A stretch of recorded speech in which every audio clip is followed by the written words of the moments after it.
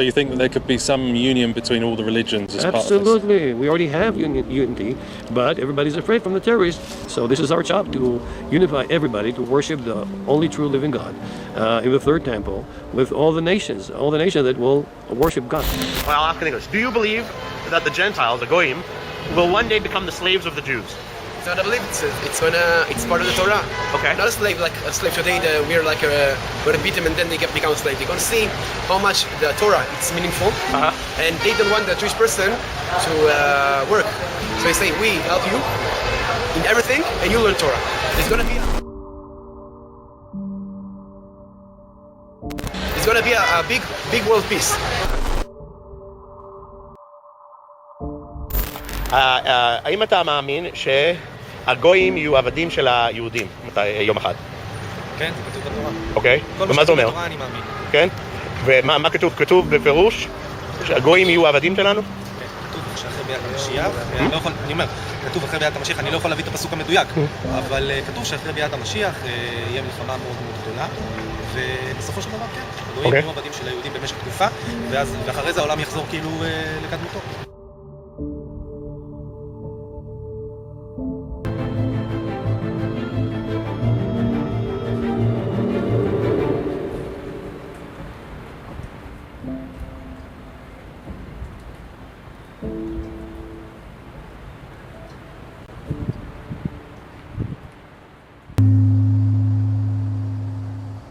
Hey everybody, this is Mike with On Point Preparedness. There is an incredible deception manifesting in the body of Christ. It's not a new deception, but rather one that is very old and resurfacing rapidly as the AntiChrist nears. It's a deception that Jesus and his own apostles fought against. This deception revolves around people whose consciences are seared by devoting themselves to deceitful spirits and teachings of demons, those who are self-righteous, liars, and hypocrites. They are those who say they are Jews but are not. There are also those who say they are neither Jew nor Christian, but are quote-unquote spiritual Israel, and are a part of this Hebrew roots movement. They state Christians must be obedient to Christ by obeying the old Mosaic law or Torah. Both of these false Jews and Hebrew roots converts seek to plunder the freedoms and liberties of Christians. This video is not anti-Israel or anti-Jew. Jews who refuse to hear the gospel and those in the Hebrew roots movement are indeed enemies to the gospel. However, regarding the Jews, Romans 11 states that they are beloved because of their forefathers, and are against us because God has caused a partial hardening to come upon them until the fullness of the Gentiles has come in. Number 2, anyone that's new to this channel who seeks to understand why Hebrew roots is heretical and leads to spiritual death, you have a playlist of all my videos in the description box giving scriptural and parable references. We won't be going over these again in detail, rather the focus of this film is to show how Hebrew roots, Jews, Muslims, and the world are being steadily guided into an antichrist law, which is potentially going to be based off of the Noahide laws. Most notably, it's being pushed by those in the Jewish Kabbalah or Jewish mysticism and the Jewish Sanhedrin. This is the legislative and judicial courts of the Jews. These are the same people that persecuted Jesus in the courts as well as the apostles. However, these Noahide laws, or the system to implement them, has been pushed for about the past 3 decades or more, at least from what we can tell. Now, this snippet comes from Noahide.com. It says, "To the Jewish people, God gave the entire Torah teaching as their law. They therefore have a special responsibility with special commandments to be a priesthood of the world, a light unto the nations." The Bible says differently that Jesus Christ is our high priest, and the saints will be a royal priesthood to him. But because the Jews are special, what about the rest of the world? What will God do for them? They state that God gave Noah and all his descendants 7 commandments to obey. These 7 universal laws were reaffirmed with Moses and the Jewish people at Mount Sinai, which is also known as the Oral Torah or Talmud, establishing modern observance of these laws. It goes on to say these 7 commandments actually represent 7 categories of hundreds of specific laws for non-Jews. Just like the Torah is 613 laws, then they apply the oral traditions, the oral Talmud on top of that, which has thousands and thousands of other instructions. But the key thing to note here is, although you can deduce where the Noahide laws come from in terms of some coming from the Torah or the 10 Commandments, you won't actually find any reference in the Bible saying the Noahide laws. It's not going to list them out. Again, this comes from the oral traditions of the rabbis, the thing that Jesus criticized himself, the Talmud. And the ones who actually interpret The application of these laws is the Sanhedrin, or the Jews themselves. And, as we've seen in a lot of those prior videos, this is all going to be inspired by the Antichrist when their Messiah comes through. Not just the Jews, but remember, the Jews are expecting a Messiah. The Muslims are actually expecting their Messiah, the Mahdi. There's this tri-faith initiative trying to merge Muslims and Judaism and Christianity all together, saying that we have a father in Abraham that's probably going to be part of this deceit. This here is from gotquestions.com, a familiar Christian site that many people use for research. The Talmud, again, the oral written traditions of the rabbis, calls for the capital punishment for Gentiles who violate the Noahide laws. And this has led some to debate as to whether or not Christians who worship Jesus Christ are guilty of violating the first Noahide law and therefore deserving of the death penalty. This is a real risk. And so you start to see how this is all starting to form together. Check out this letter. It says, "We are Orthodox Torah-observant Jews. We want to share with humanity the divine light that was imparted on us. The Jewish vision of redemption is universal, and every non-Jew has the right to be illuminated." Nice word there. "All you have to do is connect yourself to the eternal declaration of the Jewish people through Moses from Sinai. And what exactly does it mean? Observe the 7 Noahide commandments and believe in the God of the Old Testament, not the New Testament." Later on in this note, it actually outright talks about Jesus as a type of anti-Messiah. So as I mentioned, and as you've seen, these Noahide documents have spanned about 3 decades, but it really is, in fact, spreading at a rapid pace just within the last couple months and years. I just want to share a short clip from Stephen and Jana. They are from Israeli News Live. They are both of Jewish descent, and they're very thorough researchers. You can see here that they both are very vocal about the dangers of the Noahide laws and how this relates to the potential beheadings, or the prophetic beheadings, rather. And when we look in the book of Revelation, we see about the beheadings or their testimony that they held, exactly. etc. That's one of the verses that is on our mind, that there will be beheadings. And everybody thought before, oh, it's by Sharia law, it's Muslims are going to do it, remember? Yeah. It's all Muslims are doing this. But no, it seems like, of course there is a radical part of Islamic faith, but it seems like Muslims have become the scapegoat for Zionists and for Orthodox Jews, because they are the ones who are actually preparing beheadings. It's the Jewish people. And who was the enemy of Yeshua? His own people. Now, this is a good place to show how this Hebrew roots movement ties into the Noahide laws. Now, for one, I think we all need to understand the Old Testament. We do need to understand the quote-unquote Hebrew roots. We can't fully appreciate the New Testament without understanding the Old. But we don't want to go back to the Old. The Hebrew roots, deception, Torah observance, saying that we're going to walk like Jesus and follow the Torah like him, that he's pleased with us when we follow the Torah, that is a false gospel, and it leads to spiritual death. But not only that, you're going to see at least 2 to 3 prominent rabbis in this film, and how they are commending those in the Hebrew roots movement and loving the fact that they are following the Torah, and they want them to become Noahides or convert to Judaism. And so just with the timing of this Hebrew roots thing, it's a very recent movement, and it's spreading like wildfire. And you have these Noahide commandments starting to spread like wildfire. You can see exactly what is starting to materialize here. His name is Ira Michelson. He writes for Jews for Judaism, and he used to be a practicing Jew, then left and became a Christian. He was a Messianic Christian and was a leader or pastor of a congregation for 20 years, then completely abandoned Christianity and is trying to pull as many people out of Christianity as he can and into Noahide or Judaism. He writes in this article that Hebrew roots followers are rejected by Jews and Hebrew Christians, also known as Messianic Jews, and people don't seem to stay in the movement for very long. They end up rejecting Christianity while they learn Torah, moving instead towards Noahidism or converting to some stream of Judaism. Noahidism refers specifically to those non-Jews who observe the 7 Noahide laws, which all of mankind can use as the basis of personal morality. He is actually right about this. I have seen tons of people personally reject Jesus, the deity of Jesus, the fact that he is God in the flesh. And this all stems from just the progression of the Hebrew roots movement. And it's just an apostate progression. He concludes by saying, "We're all really excited about this regarding the surge of Hebrew roots followers embracing some form of Jewish tradition. We are seeing a groundswell." Again, all these folks in the Hebrew roots movement are looking to Jews as the holy people of God who have all the answers. But remember, it was the Jews that crucified Christ and persecuted all his followers, trying to bring them back under the law. Again, false Jews, those that are the synagogue of Satan. You have to understand this is a real and credible threat, that the Jews are in fact very sure that their Messiah is coming soon. And as we read the Bible, it says the Antichrist comes first, and then Jesus Christ, the real Jesus Christ, comes second. And so the Jews are literally awaiting the Antichrist. And you have to understand that the Antichrist is going to pander to the things that the Jews favor, the Torah, the Noahide, and how it all fits together with the persecution of the saints. This is Mike with On Point Preparedness. God bless everybody.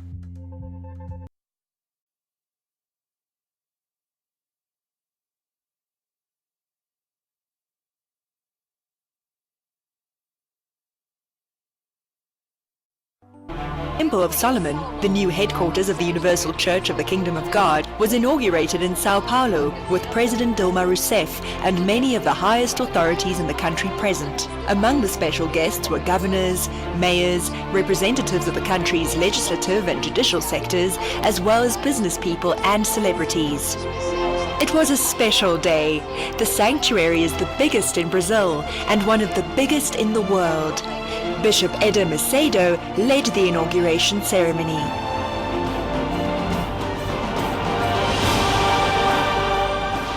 People from the neighborhood and from afar traveled here. The temple can be seen from far away. So beautiful. The traffic was diverted and the sidewalks were full. Almost 4 hours before the official inauguration ceremony, one of the side gates was opened. A multitude of people gathered at the esplanade. It was expected that more than 15,000 people would attend.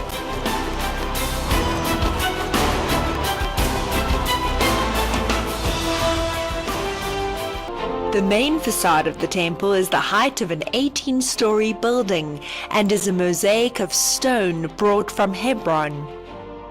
It was transformed into a gigantic movie screen, and a slideshow of the old temple in Israel, which was destroyed over 500 years before Christ, was shown. Then the Ark of the Covenant was taken into the new temple. In the same way that priests did this in Israel, bishops and pastors carried the ark. Inside it are symbols of the Christian faith and the traditions of the Jewish people. The procession was followed by thousands of people. Trumpets announced the arrival of the ark.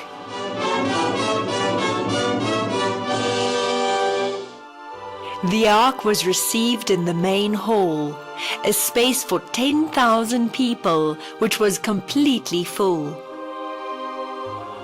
It was a replica of the ark used in the past to keep the tablets of the 10 Commandments, which represent the presence of God for all people.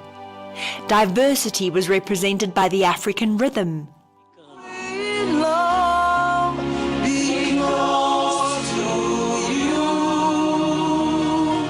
A color spectacle with the sound of a choir of many voices.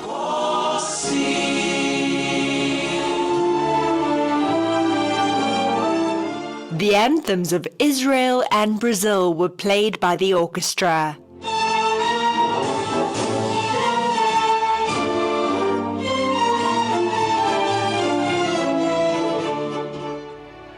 A documentary showed 4,000 years of history and explained what motivated the construction of the Temple of Solomon in Sao Paulo. A physical reminder of the kind of faith that works and pleases God. And Bishop Eder Macedo, the visionary behind the temple, celebrated the inauguration service. He spoke about overcoming challenges and of achievements. Inspired by faith and history, it is a place that will certainly become part of history, of pilgrimage not only of religious people, but also of visitors from all over the world. From the beginning to the end, the meeting received compliments from all the representatives of the Republic. There is a wing that was specially set aside for the Presidential Committee. One of the most awaited guests arrives at this very moment. In this convoy comes the President Dilma Rousseff, who came to Sao Paulo, especially for the inauguration of the temple. Dilma was received by Bishop Eder Macedo when she got out of the car. She indicated that she was impressed by the construction. It attracts attention from afar. It is very beautiful. Before seeing the inside of the temple, the president had a private meeting with the host. There they spoke about the contribution of the new space of faith and fraternity. The president attended the entire service.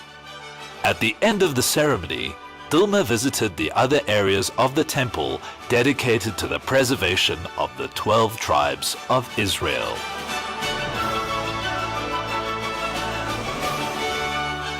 Then she saw the replica of the tabernacle, which was used for centuries in the desert to worship God.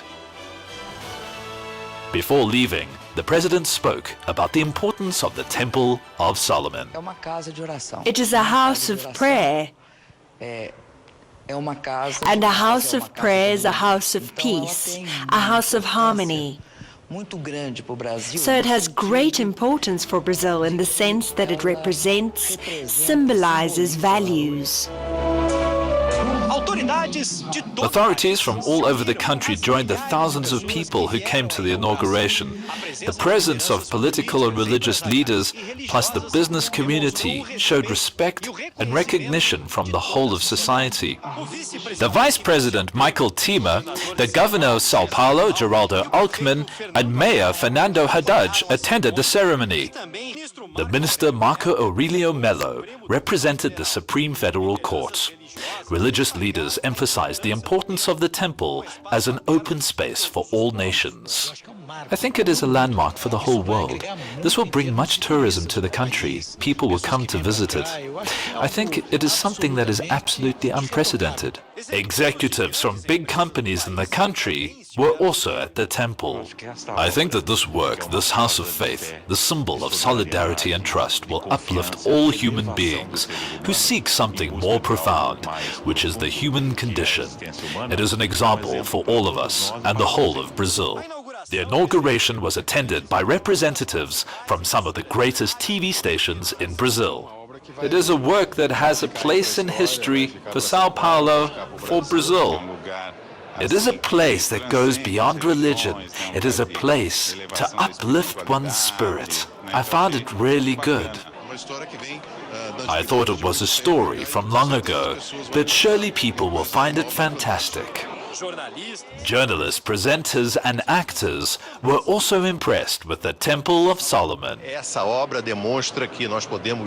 work shows that we can live in peace. It is for everyone. Everyone is welcome, even those who do not believe in God. For who knows, here they may have a revelation. It is a work that in truth is not only for our days, but for hundreds of years in the future, for people to come here and see how it all began. The most important thing is for people to know that it does not matter what one's religion is. This is a place to receive everyone. It is a new house, huge. It is a new tourist attraction in Sao Paulo, but above all, it is this extraordinary work of rescuing lives. A day long awaited by millions of faithful members worldwide. All nations are gathered here. It is a great joy, says the man from the Ivory Coast. Photos, videos, messages from places far away. The Colombian who planned his trip for 2 years says that it is a privilege to be here. There is a light, something really powerful. I felt the presence of God. Straight from Germany, this group could not contain their excitement. It is beautiful, it's marvelous, and we did so much. We sacrificed to be here as it was a long trip. It's incredible. This is one of the caravans of pilgrims from Africa. People from different countries. People came from the interior, traveling for 4 or 5 days to arrive here and experience the Temple of Solomon. Before entering the sanctuary, these friends from Nordeste held hands.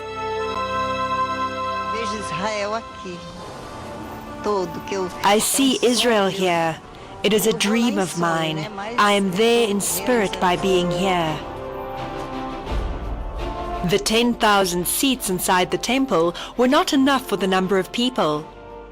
The area outside was also crowded, waiting for the Ark of the Covenant. It is a symbol of the presence of God for Christians. João Leite says that he has experienced the most intense moment of his life when he led the Ark of the Covenant inside the sanctuary. Today, I remembered how I arrived so destroyed and disgraced. And today, I'm here in an honored position, carrying the Ark of the Covenant. A movie was showing in my head. It was hard to hold back. Those who witnessed that moment could not hold back their tears. It is very powerful to receive the presence of God. It is unforgettable. I do not even have words to express it. The faithful approached the altar.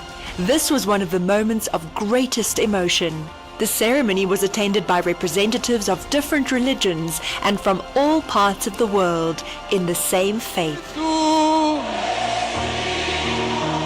Que desce como fogo.